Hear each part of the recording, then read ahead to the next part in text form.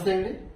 ఈరోజు మనము ఫస్ట్ ఎయిడ్లో భాగంగా డ్రౌనింగ్ అంటే నీటిలో మునిగిపోయిన వ్యక్తికి మనము ఫస్ట్ ఎయిడ్ ఏ విధంగా చేయాలనేది తెలుసుకుందాము.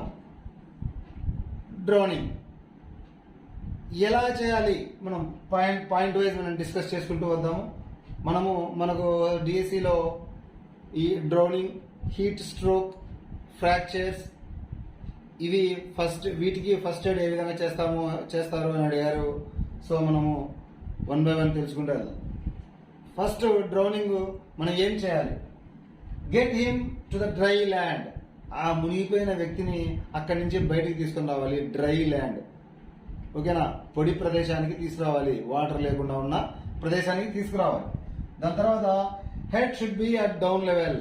మనల్ని పడుకోబెట్టేటప్పుడు అంటే క్యాజువల్ ఎవరైతే మునిగిపోయి ఉన్నారో ఆ వ్యక్తిని బయటికి తీసుకొచ్చి పడుకోబెట్టేటప్పుడు తల భాగం కొంచెం ఎత్తు తక్కువ భాగంలో ఉండే విధంగా చూసుకోవాలి. అంటే కాళ్ళు కొంచెం పై భాగంలో, అంటే ఏటవాలు ప్రాంతం తక్కువ ఎత్తు ఉన్న ప్రదేశంలో తల ఉండాలి, కొంచెం ఎత్తు ఉన్న ప్రదేశంలో కాళ్ళు ఉండాలి. అంటే మన మిగిలిన శరీర భాగం అంటే తల అనేది కొంచెం తక్కువ లెవెల్లో ఉండేలా చూసుకోవాలి. Next open airway and check breathing. అంటే ముక్కులు, నోరు చెక్ చేయాలి. గాలి ఆడుతుందా లేదా చెక్ చేయాలి. ముక్కులు, నోరు ఓపెన్ చేసి గాలి బాగా బ్రీత్ తీసుకుంటున్నారా లేదా అనేది చెక్ చేయాలి. ఇఫ్ ఇన్ కేస్ బ్రీతింగ్ తీసుకోకుండా ఉంటే తీసుకోలేని పరిస్థితుల్లో క్యాజువాలిటీ ఉన్నట్లయితే మీరు సిపిఆర్ చేయాల్సి ఉంటుంది. సిపిఆర్ అంటే తెలుసు కదా, కార్డియో పల్మనరీ రిససిటేషన్. 30 సార్లు చెస్ట్ కంప్రెషన్ చేయాలి. 2 సార్లు రెస్క్యూ బ్రీత్, గట్టిగా లాంగ్ బ్రీత్ తీసుకొని మౌత్ టు మౌత్ బ్రీత్ అందించాల్సి ఉంటుంది. 30 సార్లు చెస్ట్ కంప్రెషన్స్. ఒక చెయ్యి ఇలా పెట్టేసి క్యాజువాలిటీకి చెస్ట్ మధ్యలో, ఇంకో చెయ్యి దాని మీద పెట్టేసి గట్టిగా దాదాపు 2 ఇంచుల వరకు లోపలికి క్యాజువాలిటీ శరీరం లోపలికి వెళ్లే విధంగా ప్రెస్ చేస్తూ, ఓకేనా? 30 సార్లు ప్రెస్ చేయాలి. 30 సార్లు ప్రెస్ చేయాలి. అలాగే 2 సార్లు rescue breath, mouth to mouth breath అందించాలి సిపిఆర్ అంటే, ఓకేనా? Next treat the person for hypothermia. Hypo అంటే మీకు ఆల్రెడీ మనకు తెలుసు. హైపో అంటే తక్కువ, హైపర్ అంటే ఎక్కువ, థర్మియా అంటే టెంపరేచర్ సంబంధించి, ఓకే? అంటే తక్కువ temperature, lower temperature.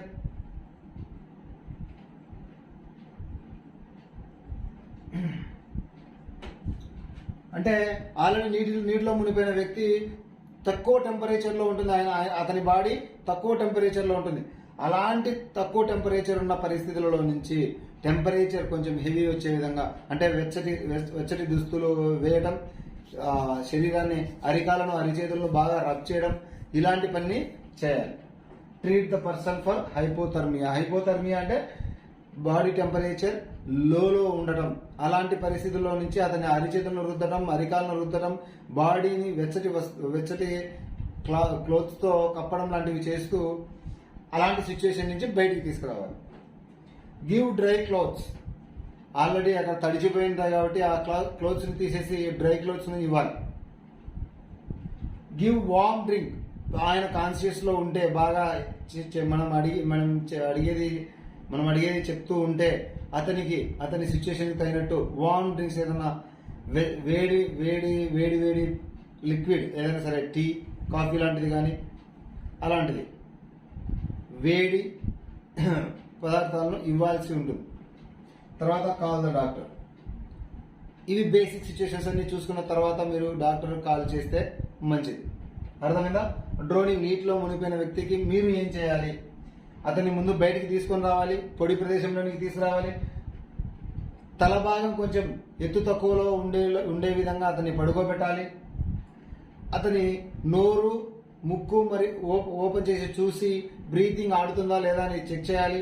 In case breathing సరిగా ఆడకపోతే మీరు సిపిఆర్ చేయాలి.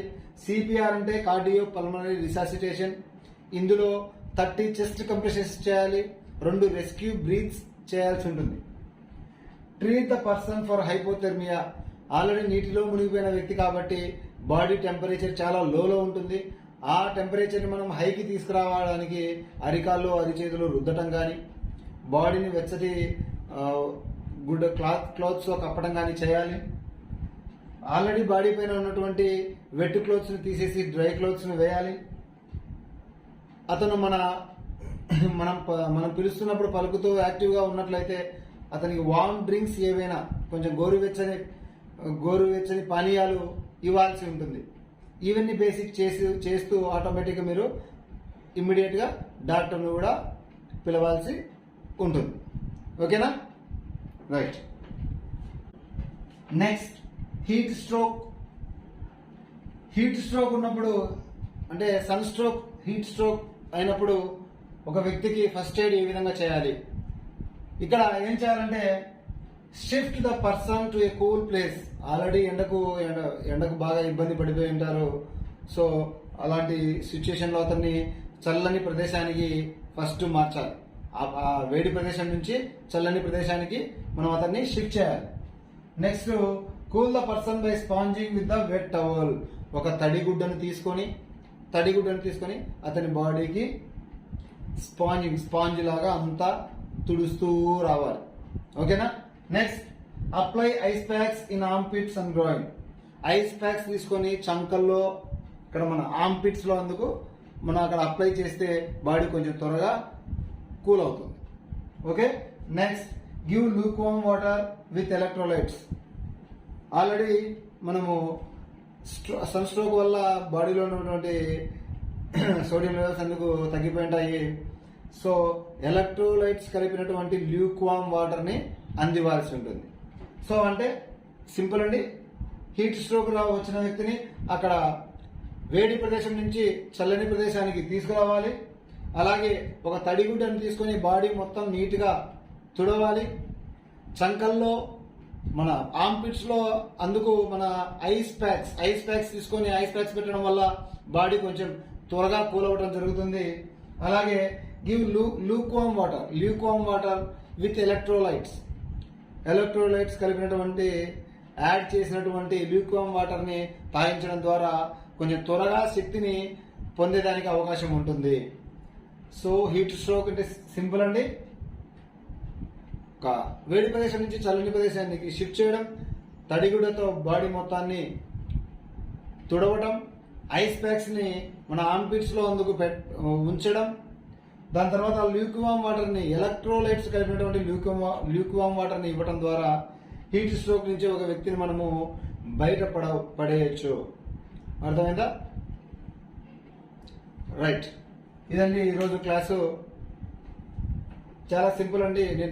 నా టార్గెట్ ఒకటే, మీ ప్రతి ఒక్కరికి విషయం తెలియాలి.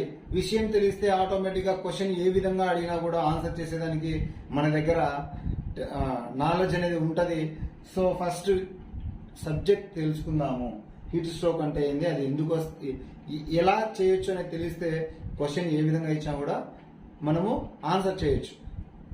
అర్థమైందా?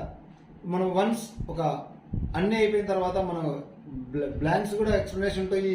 ఇక టాపిక్ లో లేనివి కూడా మనకు బ్లాంక్స్ లో రావడం జరుగుతుంది. మీకు ఈ వీడియో నచ్చినట్లయితే లైక్ చేయండి, షేర్ చేయండి, నా ఛానల్ని సబ్స్క్రైబ్ చేయండి. Thank you very much.